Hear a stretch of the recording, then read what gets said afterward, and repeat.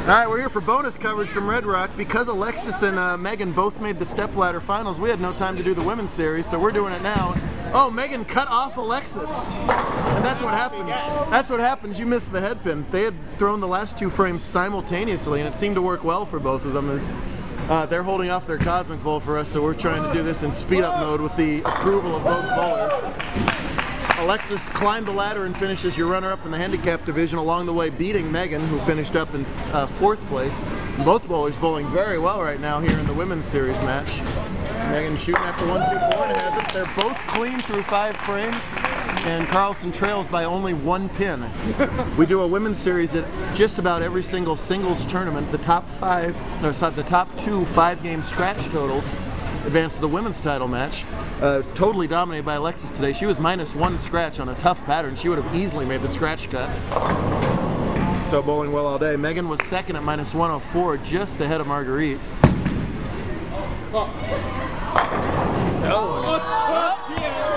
And when you double dribble the ball, unfortunately, sometimes that happens. So she 8-10 since the clean streak is likely over at 11 frames as a whole here. Alexis still has to cover up the tricky 4-7-8 here. Oh, and Alexis chops the 4-7-8, so we're going to remain virtually even here, assuming she gets the 1.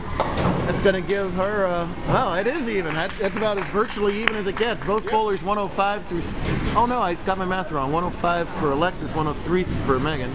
So Alexis leads by 2 pins. The very hungry crowd sticking around cheering people on here. We're trying to make the best of a weird situation when both girls have to bowl after the main tournament is over.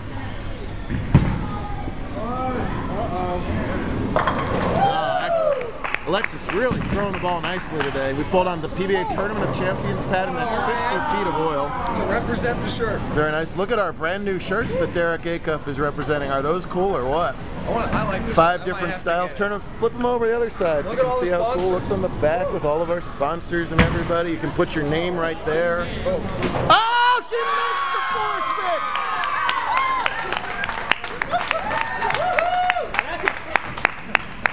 Derek Acuff, you are so lucky. I just barely got that on tape. We're over here talking about our shirts. Meanwhile, Megan's making the 4-6. We almost pulled a Riley. Derek, wasn't that exactly the 4-6 that Riley missed? Was at Canyon? Because he was yapping? Yeah, I remember that. Wasn't that the exact split? It was something like that. I have been picking on Riley Dempsey for about 5 years for doing a webcast for me and missing I think it was a 4-6. We'll have to ask him tomorrow, and I'm pretty sure we just flipped back in time to see Megan cover that. She better make a 4 after she makes a 4-6 right there.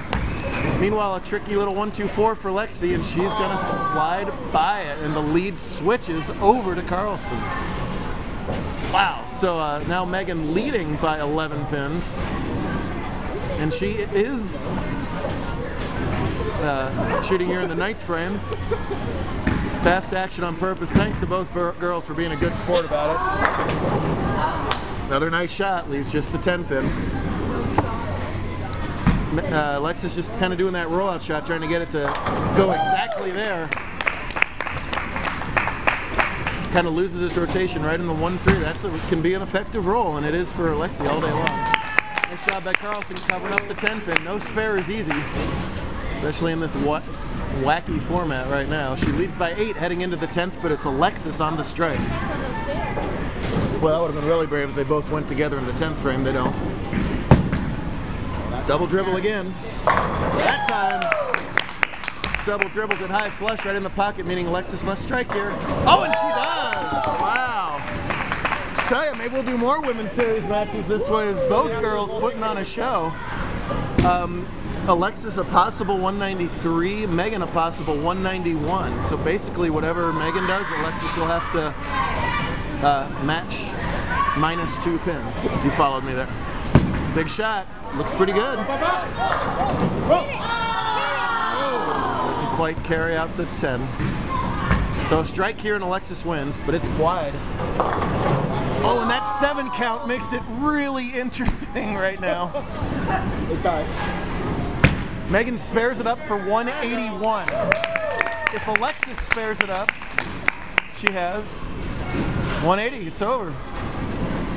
That spare won the tournament for Megan. That 7 count is not going to do it. 180 max. What a wild title match. It's over.